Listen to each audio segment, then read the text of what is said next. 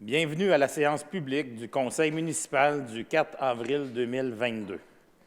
D'entrée de jeu, j'aimerais prendre un moment pour parler d'une bonne nouvelle pour notre milieu, soit celle de la relocalisation de l'entreprise Vêtements SP.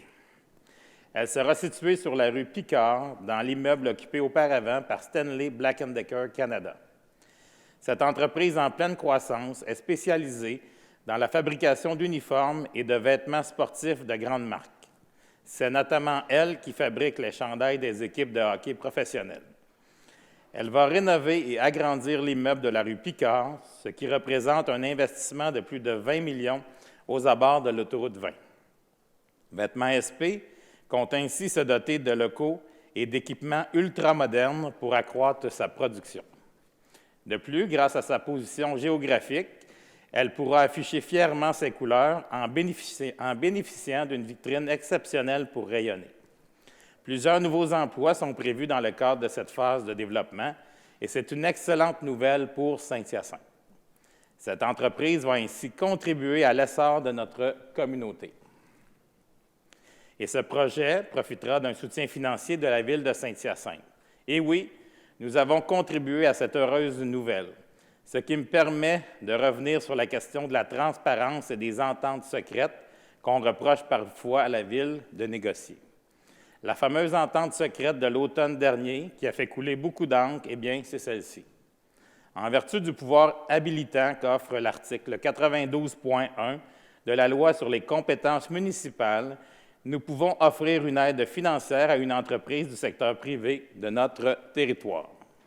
C'est par le biais de ce pouvoir que nous allons verser une aide de 250 000 cette année et le même montant l'année prochaine à Vêtements SP pour soutenir sa relocalisation.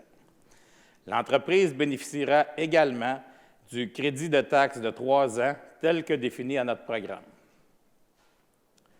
Ce coup de pouce municipal est un incitatif qui a assurément favorisé le repositionnement de l'entreprise. Mais c'est une aide financière qui sera nettement compensée par les retombées positives de ce projet sur notre communauté.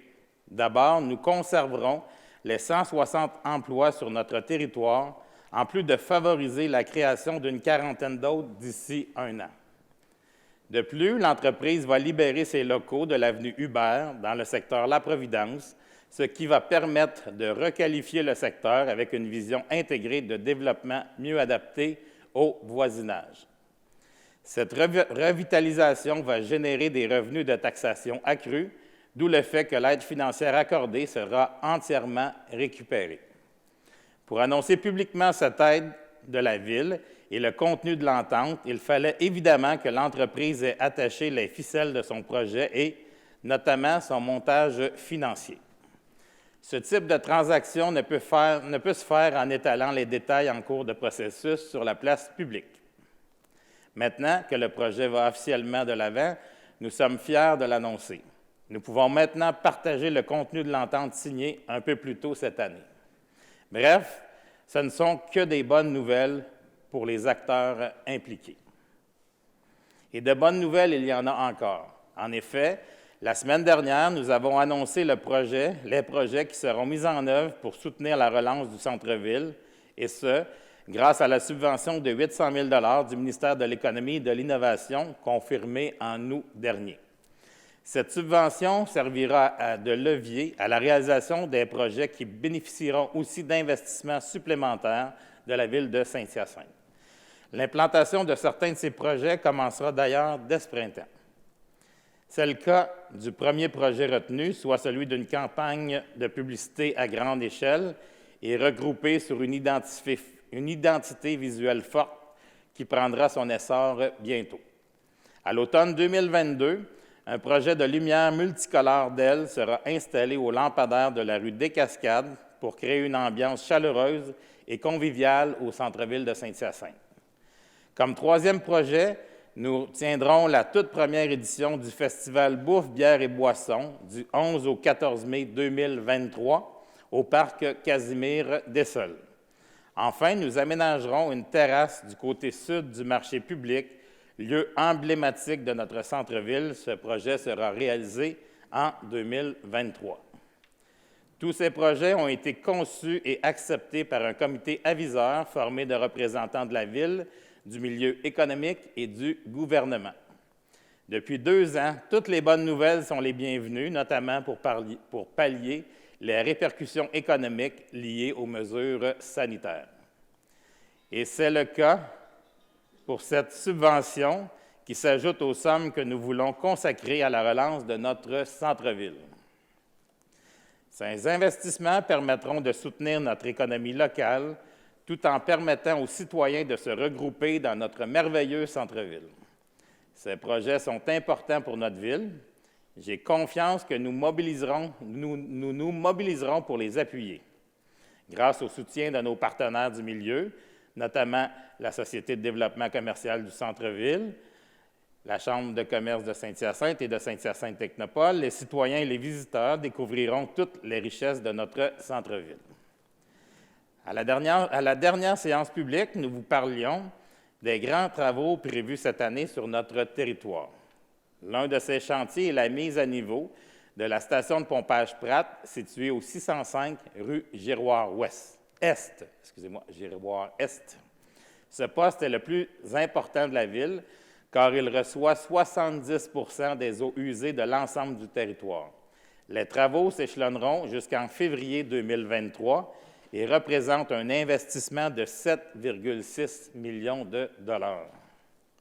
Ces travaux s'inscrivent d'ailleurs dans une série d'interventions liées au plan de gestion des débordements. La mise à niveau permettra de fiabiliser le fonctionnement du poste. Lors des diverses phases des travaux, une période critique surviendra à l'automne 2022, lorsqu'une mise à l'arrêt de la station d'environ 48 heures sera inévitable.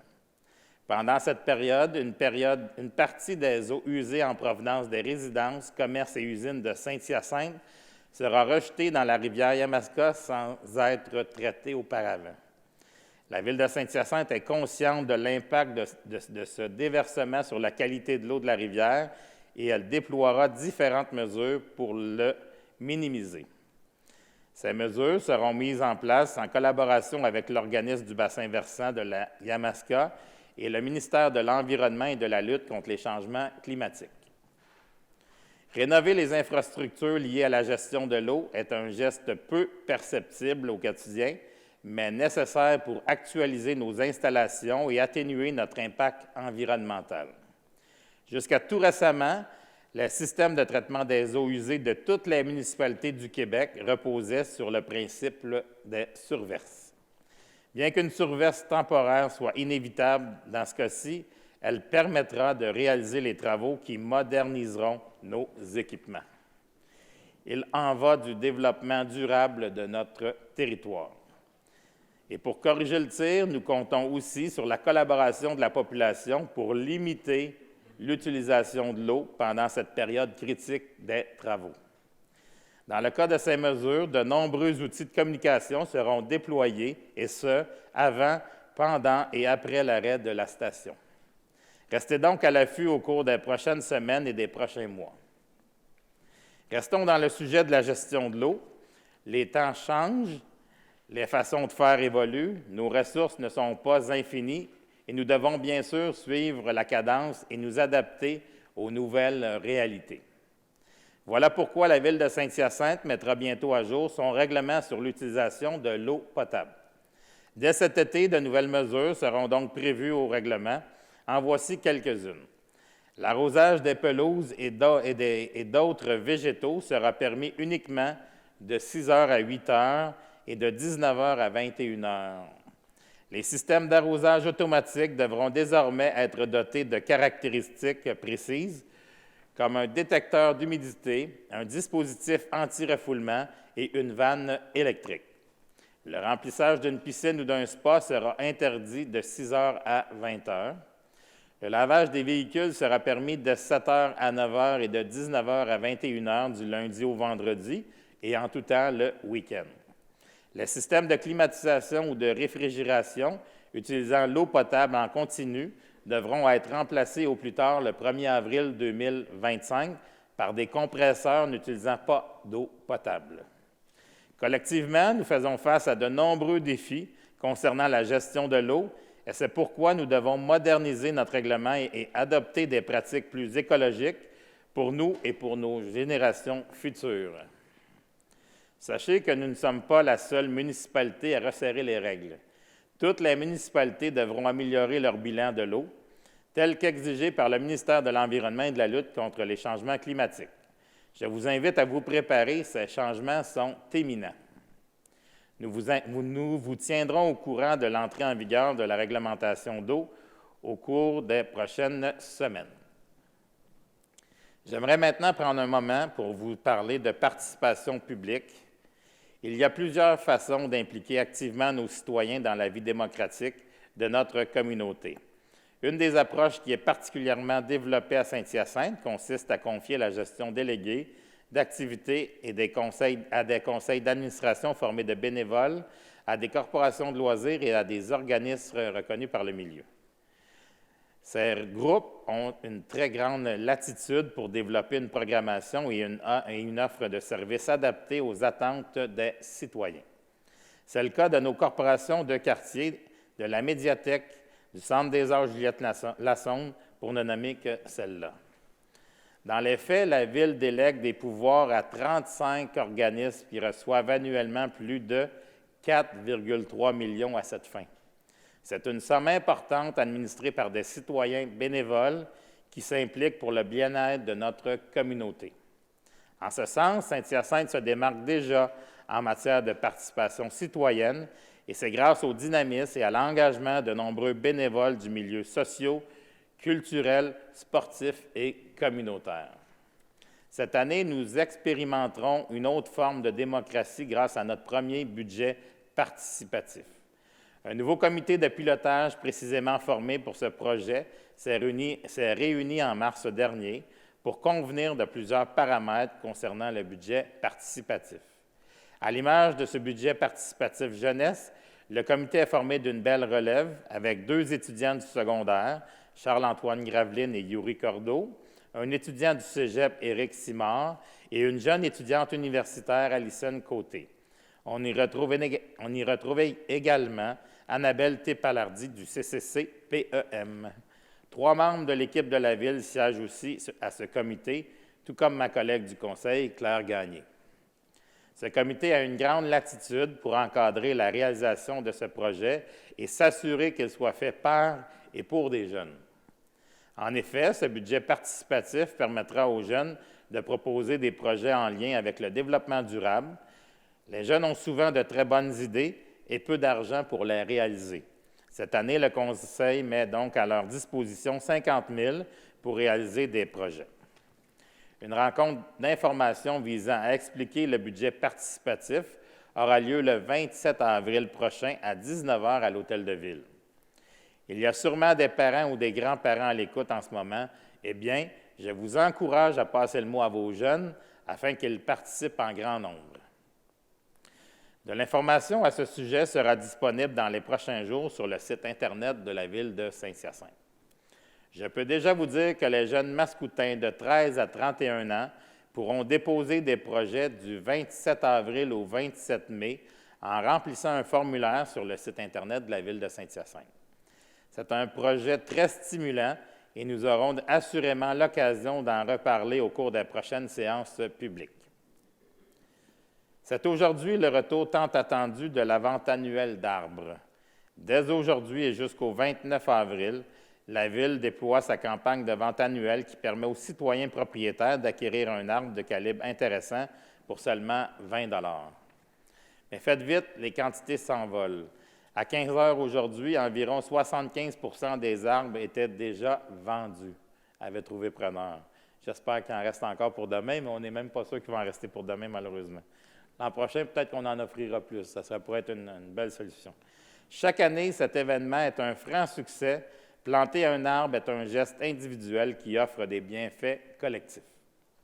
Les caractéristiques des arbres proposés et les détails de la campagne de vente sont accessibles sur le site Internet de la Ville de Saint-Hyacinthe.